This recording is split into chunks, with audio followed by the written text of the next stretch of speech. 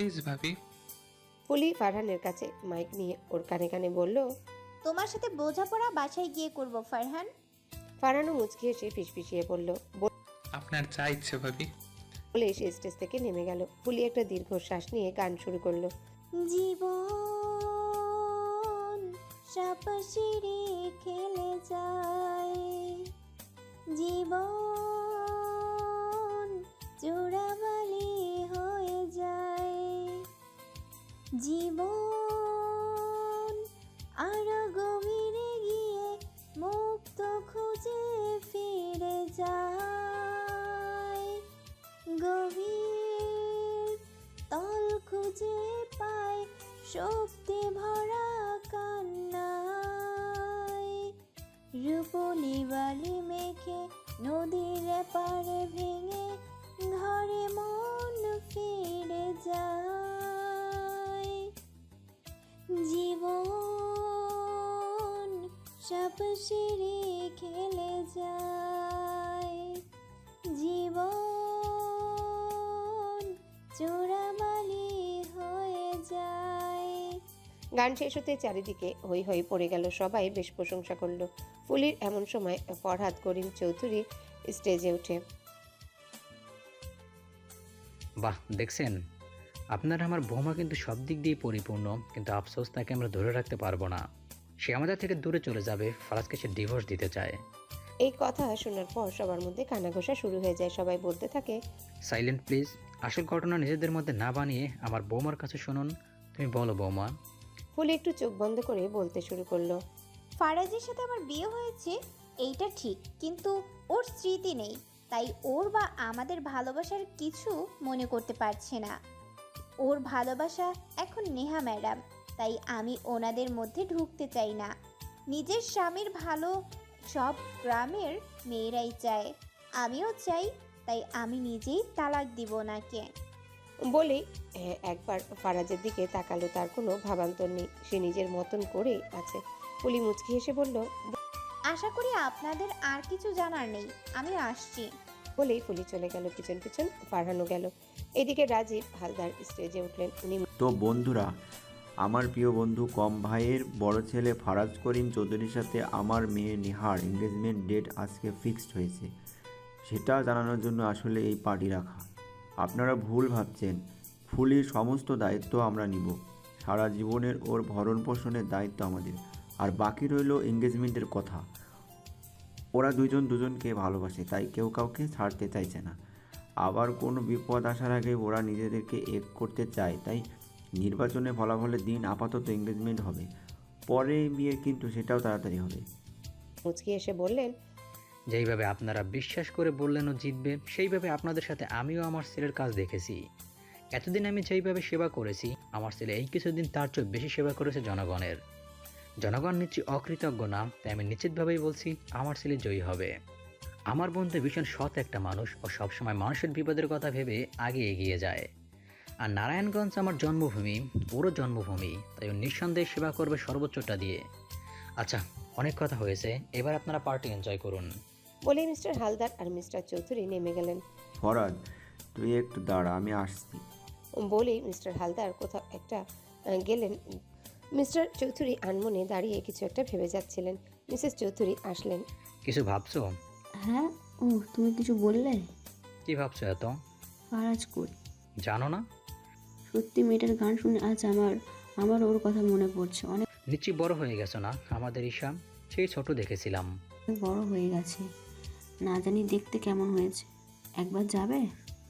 যা বলার বলছো, আর কিছু বলো না। গিন্নি বাদ দাও, চলো পার্টি এনজয় করি। হুম। এইদিকে আমার পিছু পিছু আসছো কেন ফারহান? ওমা, পার্টনারকে একা ছাড়বো কেন? কিসের পার্টনার? তোমাকে বিশ্বাস করাই আমার ভুল ছিল। এইসব কেন বলছেন ভাবি? তুমি যদি সত্যি আমার ভালো চাইতে, তাহলে আজকে আমাকে গার্ড দিলে না কেন? আর গান গাইতে কেন বললে? মিষ্টিমণি আমাকে যদি চিনে ফেলতো, আর গান শুনে যদি কেউ... আমি যা করেছি আপনার ভালোর জন্য করেছি। কি ভালো আছে আমার? আসলে আমার বিশ্বাস করাই ঠিক হয়নি। রক্ত সত্যি কথা বলে। ভাবি, আপনি আমায় কিন্তু অপমান করছেন। সত্যিটা বলছি, সত্যি কথা সবার গায়ে লাগে। আমার কথাটা তো শুনবেন। ইচ্ছা নেই শোনার। তুমি চাও আমি এক্সপোজ হয়ে সবার সামনে? তোমার কোনো প্ল্যানে আমি থাকবো না, আর তোমার কোনো হেল্প নিব না। দয়া করে আমাকে ফাঁসিও না। আমার হেল্প ছাড়া আপনি কিছু করতে পারবেন না। দেখা যাক। খুব তাড়াতাড়ি আপনাকে আমার কাছেই আসতে হবে। বাই। বলে ফুলি চলে গেল। কি করছিস ভাইয়া? ফারহান তুই পার্টি শেষ? জানি না, আমি চলে আসলাম, ভালো লাগছিল না। তুই ছাদে কেন? ওই একই কারণ, ভালো লাগছিল না। ফারহান ফারাজের পাশে বসে পড়ে। ভাইয়া তুই একজন নেতা, তোর মধ্যে আলাদা ভাব থাকবে, কিন্তু তুই সব সময় দেবদাসের মতন পড়ে থাকিস। একটু তো ঠিক হ। ফারহান হাসা শুরু করলো। হাসছিস কেন ভাইয়া? জানিস তো তুই যখন সিরিয়াস হয়ে যাস তখন আমাকে তুমি থেকে তুই বলা শুরু করিস। ফারহান হকচকিয়ে গেল, সে কি বললো আর ফারাজ কি বুঝলো। কথা সেটা না ভাইয়া, তুমি কথা ঘোরাচ্ছ। তুই বলে রাখ, তুই বলাই পছন্দ। কারণটা তুমি জানো ভাইয়া। আমার কি দোষ ছিল ভাই? দোষ তোমার না, দোষ পরিস্থিতির। তাহলে সব দোষ আমাকে কেন দেওয়া হচ্ছে? আমি তোমাকে দোষ দিয়েছি? কিন্তু সে আমাদের দুই পরিবারের মধ্যে অনেক বড় শত্রুতা ভাইয়া, তাই স্বাভাবিকভাবে সে তোমাকে অপছন্দ করবেই। ছোটবেলাটা ভালো ছিল না রে? ও আমার কাছে এসে আমার দুই হাত টানতে টানতে নিয়ে যেতে যেতে বলতো, ভাইয়া দেখো ফারহান আমার সাথে খেলছে না। হ্যাঁ, আর আমি তখন এশার সাথে খেলা শুরু করতাম, বলতাম ভাইয়া তুই ওর সাথে খেল, আমাকে বিরক্ত করিস না। আর তারপর বাপরে সে কি রাগ তোর উপর বলতো। বলতো যে যাও আমার ফারাজ ভাই আছে, তুমি পছা। আচ্ছা ও তোর সাথে আগে খেলতে চাইতো কেন? ও কি কোনোভাবে তোকে? ভাইয়া মজা করো না, ও আর আমি সমবয়সী ছিলাম তাই। এশা কেমন আছে? ও কেমন আছে আমি কিভাবে বলবো? হাসাস না, আমি জানি তুই মিথ্যা বলতে পারিস, কিন্তু আমার কাছে না। তোর ভাগ্য আমার মতন খারাপ না, তোর প্রেয়সী তোকে ছাড়েনি। কেউই কাউকে ছাড়েনি, সময় ছাড়তে বাধ্য করেছে। ফারহান আমি কি কখনো ওকে পাবো? সব কি ঠিক হবে না আগের মতন? তুমি এমন দেবদাসের হয়ে পড়ে থাকলে কিছুই হবে না। তুমি ইদানিং বেশি দুর্বল হয়ে যাচ্ছ ভাইয়া। জানি না রে, হয়তো সে ভোটে দাঁড়িয়েছে শুনে তাকে দেখার তীব্র আশা জেগেছে। নেহাকে বিয়ে করবে? জানি না। আজকে এঙ্গেজমেন্ট ডেট ঠিক হলো তোমার। আমি খুব করে যাই যেন আমি নির্বাচনে হেরে যাই আর দেশ ছেড়ে দূরে চলে যাই। তুমি ছাড়া জনগণের সেবা কে করবে? কেন তুই? আমি? না বাবা, আমি নিজের দুঃখ মেটাতে হিমশিম খাই, আর তুমি বলছো? ঘরে যা, রাত হয়ে গেছে। তুমিও চলো। পরে যাব। তাড়াতাড়ি এসো কিন্তু। হুম। ফারহান চলে যেতে লাগলো। সিঁড়ি দিয়ে নিচে নামতে নামতে মনে মনে ভাবলো, আমি তো চাই ভাইয়া তুই এইভাবে পুরনো সব মনে কর। তোদের সবাইকে দুর্বল করে দিতে চাই আমি। এই সব নষ্টের মূলে যে আছে তাকে তো শেষ করতেই হবে। ফারহান নিচে এসে দেখলো তার মা বাবা সোফায় বসে টিভি দেখছে আর ফুলি রান্নাঘরে। কখন আসলে বাবা? তোরা আসার পর কি ওইখানে থাকা যায়? ভাইয়া আসলো তাই। বাদ দে, আইটিভি দেখি। হুম। ব্রেকিং নিউজ, নারায়ণগঞ্জের স্বনামধন্য এমপি ইসাক ওসমান এর বাড়ির সামনে মারামারি। সেটা দেখতে এসে ইসাক ওসমান শিকার হন জনগণের ইট পাথরে। তার মাথা ফাটিয়ে দেয় কিছু সহিংসকারী মানুষ। জনগণ সেটা দেখে কোনো রকমে পুলিশের সাহায্যে মারামারি আটকায়। পরে জানা যায় বিরোধী পক্ষই আক্রমণ করেছে। সাধারণ কিছু জনগণকে হাত করে তাদের এই কাজ শুরু হয়। এই সম্পর্কে ইসাক ওসমানকে জিজ্ঞাসা করলে উনি জানান তাদের টার্গেট ছিল ভোটে দাঁড়ানো ওনার মেয়ে ঈশা ওসমান। হয়তো ওকে দেখতে চেয়েছিলেন, কিন্তু তারা জানে না ঈশা এখন বিদেশে, সে এখনই দেশে আসেনি। এমনকি কোনো পোস্টারও ছাপানো হয়নি, শুধুই মুখে মুখে ওনাকে প্রচার করানো হচ্ছে। তাহলে কি কোনো ষড়যন্ত্র চলছে ওসমান পরিবারের উপর? এটা কি বিরোধী দল রাজীব হালদারের কাজ? ওসমান পরিবার জানান ওনারা কাউকে সন্দেহ করেন না, কিন্তু ওনাদের পরিবার বিপদের মুখে আছেন। সবকিছুর মধ্যে ঈশা ওসমান যাকে নিয়ে এত কাহিনী, সে অনুপস্থিত। উনি কি নিজের পরিবারের বিপদেও পাশে থাকবেন না? উনি কি লেজ গুটিয়ে নিজেকে বাঁচাচ্ছেন? তাহলে কি আমরা ভুল নিচ্ছি পেতে চলেছি? সব জানতে চোখ রাখুন আমাদের চ্যানেলে। সবটাই শুনলো সবাই। শোনো আমি রাজীবের সাথে কথা বলে আসছি গিন্নি। বাবা, তোমার কি সত্যি মনে হয় রাজীব আঙ্কেল? ওসমান পরিবারকে আমার বিশ্বাস নেই, ওরা যা খুশি করতে পারে। রাজীব আমার বন্ধুকে আমি চিনি। তাহলে কেন যাচ্ছ? ওকে সাবধান করতে ওসমান পরিবার থেকে। বাবা, তোমার কি মনে হয় না তুমি বেশি বিশ্বাস করো একটু মানুষকে? কি বলতে চাইছিস? কিছু না, আসছি। ভাবি, আমার রুমে এক কাপ কফি নিয়ে এসো প্লিজ। বলেই ফারহান গটগট করে হেঁটে চলে গেল। আপনি বেশ স্ট্রং হয়ে গেছেন আগের থেকে। মানে? মানে টিভিতে এত কিছু দেখলেন, তবুও উত্তেজিত না হয়ে এটা ওটা না ভেঙে কি সুন্দর মূর্তির মতন দাঁড়িয়েছিলেন। অভ্যাস আছে। উহ, আমি যদি বলি আপনার ইচ্ছে করছে ছুটে যেতে, কিন্তু আপনি আমার থেকে সাহায্য নিতে পারছেন না দেখে। চুপ, বলেছি না আমি নিজেটা নিজে করতে পারবো। আমি জানি তো আপনি খুবই সাহসী নারী, ভবিষ্যতে নেই। তুমি কি চাও বলো তো ফারহান? আমি ফেঁসে যাই সেটাই চাও, নাকি চাও আমি নিজের মুখে সব স্বীকার করি? আসলে কি বলুন তো, আপনার বুক ফাটে কিন্তু মুখ ফাটে না। আর সাথে বলা যায় আপনি আমাদের এতটাই অপছন্দ করেন যে। এক্স্যাক্টলি, আমার তোমাদেরকে পছন্দ না, তাই বিশ্বাস করতে পারছি না। কিন্তু একবার করেছিলাম, তবুও আমার সাথে বেইমানি করলে তুমি। তাহলে ভাইয়ার এঙ্গেজমেন্টের কথা শুনে মন খারাপ হয়েছিল কেন? আপনার গানে এত দুঃখ কেন? সেই দিন নেহা খাবার নিয়ে গিয়েছিল, ভাইয়া খেয়েছিল বলে আপনার মন খারাপ হয়েছিল কেন? তোমার মনে হয় না তুমি সব কিছুতেই বেশি বুঝছো? ভুলে যাবেন না, আমি আপনাকে সেই ছোট থেকে চিনি। তুমি ভুলে যেও না, সেটা শুধুমাত্র কিছু বছরের চেনা, এরপর সব আলাদা।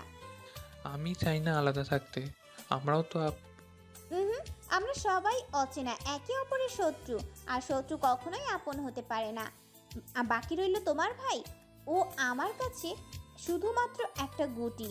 ওর জন্যই ওর আল করে এই বাড়িতে এসেছি আমি, তাই ওকে জ্বালানোর জন্যই এত নাটক করা। আর বাকি রইল দুঃখী ভাব। শোনো ফারহান, আমি যদি এতগুলো লোককে বোকা বানাতে পারি, সেখানে তুমি 2 দিনের শিশু, তোমাকে কাজে লাগবে ভেবে একটু ইমোশনাল নাটক করেছিলাম, আর তুমি সেটাতে ভুলেও গেছো। কিন্তু আমি ভুলছিলাম, তোমাদের তো গায়ে বেইমানের রক্ত, তুমি আর আমার কোনো কাজে আসবে না। পারলে আমার পরিচয় লুকিয়ে রাখার চেষ্টা করো, আর তোমার রক্ত যদি আবার কথা বলে তাহলে বলে দিও আমি চলে যাব। এমন কিছু বলবেন না যার জন্য আপনাকে পরে পস্তাতে হয়। কাদের জন্য? তোমাদের জন্য? হাউ ফানি, বলে ফুলি বেরিয়ে আসতে নেয়। মনে রাখবেন, আমার কাছে আপনাকে সাহায্যের হাত বাড়াতেই হবে, বিশ্বাস করতেই হবে আমাকে। আমিও আপনার সাহায্য করতে চাই, আর করব। নির্বাচনের আগে আমি আপনার ফাইল আপনার হাতে তুলে দেব। It's my promise. চৌধুরী পরিবার কখনোই কথা দিয়ে কথা রাখতে পারবে না। সেটা সময় বলবে। ফুলি আর কোনো কথার উত্তর না দিয়ে বেরিয়ে ছাদে চলে যায়। ছাদের হাওয়ায় নিজেকে ফ্রেশ করা জরুরি, কিন্তু ছাদে গিয়ে দেখে ফারাজ বসে আছে। ফুলি নিজেকে শান্ত করে এগিয়ে যায় ফারাজের কাছে। কি গো স্বামী, আপনি এইখানে কি করেন? ঘরের বউয়ের কাছে যেতে ইচ্ছে করে না বুঝি? ওগো স্বামী, কি হয়েছে আপনার? একটু একা থাকতে দাও আমাকে। আমি জানি তো আপনার কেন মন খারাপ। আপনি তো অন্য একজনকে ভালোবাসেন, কিন্তু ওই নেকি রানী সাথে আপনার বিয়ে হচ্ছে বলে আপনি রেগে আছেন, তাই না? তোমাকে এসব কে বলেছে? কে আবার? আপনার ভাই। আমি তো বুঝে গেছি আপনি কাকে ভালোবাসেন। মানে কি বলছো? কাকে ভালোবাসি আমি? নিজের মুখে কেমনে কই? বললে বলো, না বলে যাও। ধুর, বুঝে না, আপনি তো আমারে ভালোবাসেন। হোয়াট? এই এই তুমি যাবে এখান থেকে? উফ, আপনি লজ্জা পান কেন? শুনেন, আমি কই আমার কাছে একটা বুদ্ধি আছে এইসব ভেঙে দেওয়ার। নিশ্চয়ই কোনো ফালতু বুদ্ধি। হুম, একেবারে নজর কাড়া বুদ্ধি। একবার শুনলে উতলা হয়ে যাবেন। কি এমন বুদ্ধি? এগুলো আপনার বলা দরকার, কিন্তু আমি বলি। যাই হোক, তবুও বলি, শোনেন না, আমরা বাসর সাইরা ফেলি, তারপর আমার পেটে আপনার বাবু আইব, আর ওই নেকি রানী আপনারে আর বিয়ে করব না। ফুলি স্টপ, জাস্ট গো। ধুর, তুমি যাবে না? না, আমি যাচ্ছি, আর এই ফারহানের ব্যবস্থা আমি করছি। আরে শুনেন শুনেন স্বামী, আপনি মনে হয় পৃথিবীর প্রথম স্বামী যে বউয়ের মুখে বাসর করার কথা শুই না উতলা হইলেন না। ধুর ধুর।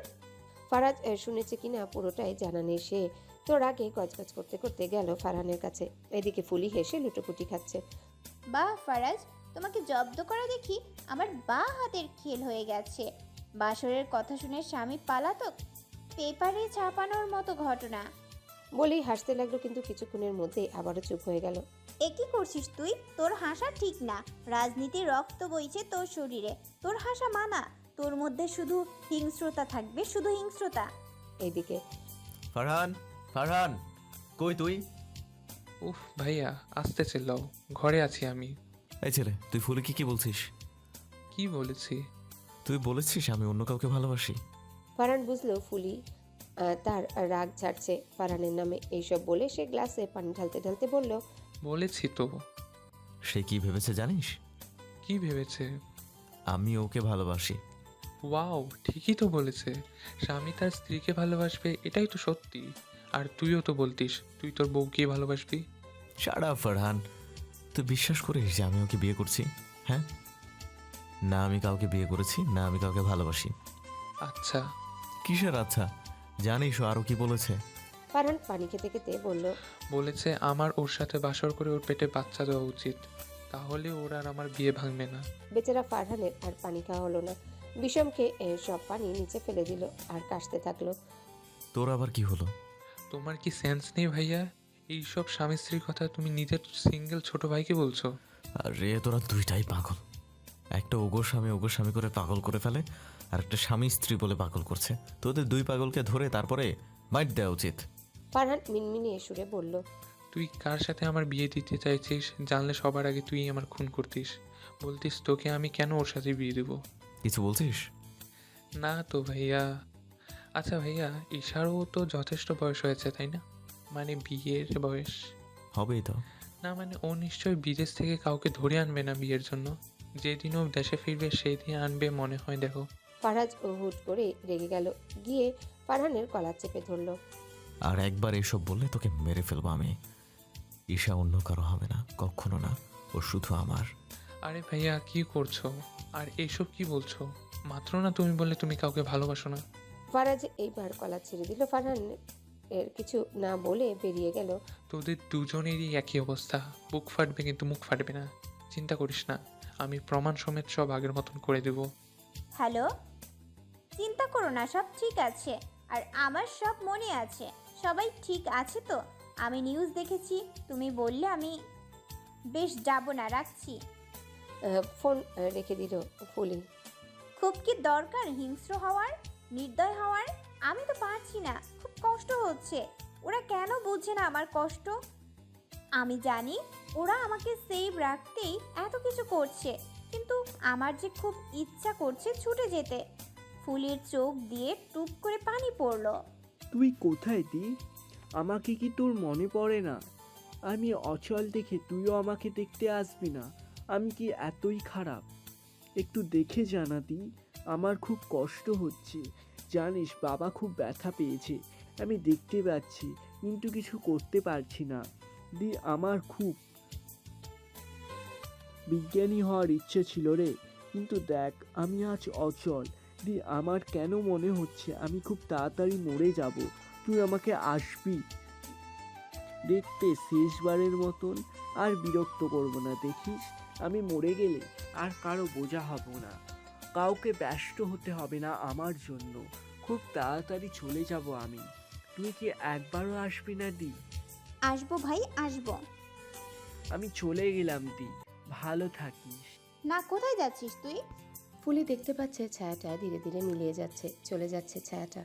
যাস না ভাই, প্লিজ যাস না ভাই। ফুলি ধরপড়িয়ে উঠে পড়ল। মুখ সম্পূর্ণ ঘেমে আছে ভয়ে। সে লাইট অন করে ঘড়ি দেখলো রাত 2টা বাজে। মোবাইল হাতে নিল কাউকে একটা ফোন দেওয়ার উদ্দেশ্যে, কিন্তু এত রাতে কে ফোন ধরবে। কিন্তু মন যে খুব খচখচ করছে। সব ঠিক আছে তো? এনি প্রবলেম ভাবি? ফুলি চমকে তাকিয়ে দেখলো ফারহান। তুমি এত রাতে? ভাববেন না আপনার জন্য এসেছি। আসলে লাইট অন পেলাম আর আমি নিচে এসেছিলাম পানি খাবো তাই। কোনো প্রবলেম নাই, আসতে পারো তুমি। ফারহান কথা না শুনে দরজা লাগিয়ে দিল। ফুলি হকচকিয়ে গেল। এ কি, দরজা লাগাচ্ছ কেন? ভয় পাচ্ছেন? দরজা লাগাচ্ছ কেন জিজ্ঞেস করছি। আমিও তো জিজ্ঞেস করলাম ভয় পাচ্ছেন। আমার মনে ভয় থাকলে চৌধুরী বাড়িতে পা রাখতাম না। মৃত্যুর ভয় আর সম্মানহানির ভয় কি এক? তবে আমার সম্মানে হাত দিতে পারবে এমন কেউ জন্মায়নি এখনো। বাহ, অনেকটাই চেঞ্জ। আগে তো এইটুকুতেই। দরজা লাগিয়েছো কেন সেটা বলো। ইম্পর্ট্যান্ট ডিসকাশন করতে। কিসের ব্যাপার? আমার মনে হয় রাজীব আঙ্কেল আপনাকে সন্দেহ করছে। আপনার এখন নিজের বাড়িতে যাওয়া উচিত। পাগল হয়ে গেছো তুমি? এখন গেলে ওরা আরো সন্দেহ করবে। না করবেন না। যারা আপনাকে পৌঁছে দিয়ে গেছে তাদেরকে আপনাকে নিয়ে যেতে বলুন। তোমার কথা আমি শুনবো কেন? কারণ আমি আপনাকে সাহায্য করছি। চেয়েছি। আপনি আবার আমার ভাইয়ের মতন। বুক ফাটবে কিন্তু মুখ ফাটবে না, তাই ভাবলাম নিজেই। অতি ভক্তি চোরের লক্ষণ, জানো তো? এতটা অবিশ্বাস? বিশ্বাস করার মতন কিছু করেছো? আপনার সিদ্ধান্ত, আমি বললাম, বাকিটা আপনি করুন। আর হ্যাঁ, আমি তো বলেছি নির্বাচনের আগে আপনার ফাইল আপনাকে এনে দিব, আপনার কোনো কষ্ট করা লাগবে না। এই কারণেই সন্দেহ বেশি হচ্ছে। আসছি। বলেই ফারহান চলে গেল। ফুলি বসে ভাবতে লাগলো ফারহানের কথা। বাড়ির সবাইকে দেখতে ইচ্ছা করছে। না জানি সবাই দেখতে কেমন হয়েছে, কতদিন পর দেখবে। কিন্তু মা বাবা কি? না, আমার যখন ইচ্ছে হয়েছে আমি যাবই। তাড়াতাড়ি না হয় চলে আসবো, কিন্তু তবুও যাব পরের দিন। জামাই বাবাজি, মা ফুলি, কই তোরা? দাঁড়ান দাঁড়ান, কে আপনি? আর ভাইয়াও তো আপনার শাশুড়ি। ফারাদ চোখ রাঙিয়ে ফারহানের দিকে তাকায়। ইয়ে মানে ওই দিন ফুল ভাবির সাথে ছিল, ভাবি মা বলেছিল, তাই। দেখুন না স্যার, ওনাকে মানা করলাম কিন্তু তবুও ঢুকে গেল। বলো যে আপনাদের কুটুম। ফরহাদ করিম চৌধুরী দারোয়ানকে চুপ থাকার ইশারা দিল। কি চাই আপনার? আমার মেয়েটারে কিছুদিনের লেগে নিতে আইছি।